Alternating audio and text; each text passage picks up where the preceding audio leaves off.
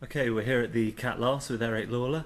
You made the step up to the main festival this year, Eric. Is there a degree of pressure on you now? I think so. Yeah. I mean, as you know, Jay, the last few years it's all been the comedy cats for the up and coming comedians, where you do the smaller shows in smaller venues, and this year that's just not there. You're in with the big guns, thrown in at the deep end, if you will. But I'm kind of I'm looking forward to it. I'm not afraid of it. I mean, obviously I'll get the usual nerves and all that before the gig, but I'm looking forward to being on the bill with some of the very best in the business. And what do you like about the Kilkenny audiences? I think everyone that comes to Kilkenny is determined to laugh. I mean, you hear a lot of other comedians saying they're easy gigs. I don't find them easy now to myself, but you do have to work. But I can understand what they're trying to get at. Where the audiences are just there. They're coming down to a comedy festival. They want to laugh, and there's a huge feeling of goodwill, I feel, in the room. And if you're anyway on your game, you're going to do well. You know. And what are your favourite memories of the festival? Ah, my first one was this is my fourth, is it? No, my fifth. But it's my first one on the main festival. My favourite memories. I think my very first gig, my very first Cat Laughs gig, back a few years ago was.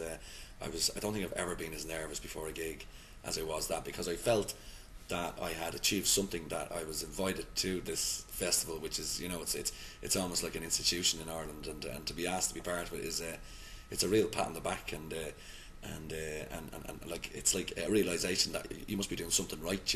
I think the first gig I ever did here, I was just terrified going on stage, but within 5 minutes it went well, and I relaxed and enjoyed it, and that sticks out in my memory, mainly for the terror that I had before the gig, but it went well, so it wasn't so bad in the end. You've come a long way since joined the Hood. Are you surprised at how well it's gone? Yeah, I'd never even been to a live stand-up gig in my life before I had done join the Hood. So I suppose when you look back, 5 years, I have achieved quite a lot in Ireland, in the 5 years of stand-up. But it's the best thing I've ever done. I feel so indebted to Des Bishop for introducing me to stand-up comedy, and yeah, I am. I still pinch myself when I see the guys, the talent that's at this year's festival, and I'm like basically rubbing shoulders with them. Still have to pinch myself sometimes, and yeah, long may it continue, Jay. Long may it continue. Who are you looking forward to seeing this year? Well, I've never heard so much hype about a comedy act as I have over the last year, and that was about the Pajama Men. And I came down last night, and I was lucky enough to see them in a show with Jason Bourne, Des Bishop, Moshe Kasher, who was brilliant as well. But the Pajama Men lived up to the expectations. But I'd love to see a full 1 hour show of those guys. I hear it's quite incredible.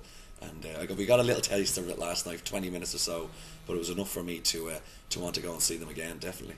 And just finally, what do your kids make of their old man's new career?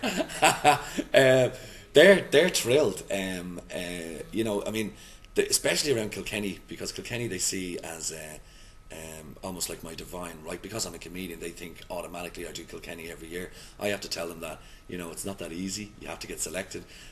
But it's almost like Christmas. They get so excited. We've had a daily countdown for the last week in the house. Only 6 days to Kilkenny, 5 days to Kilkenny, and they're getting more and more excited. I think the older kids I have a 17-year-old son and a 14-year-old daughter. They're quite aware of comedy and what it's about. The two younger lads, the 7-year-olds, they haven't got a breeze. Who's famous and who's not famous. They think I'm famous because they've heard my name on the radio, or they've seen a picture of me in the newspaper, and if they see this on the website, they might think I'm even more famous.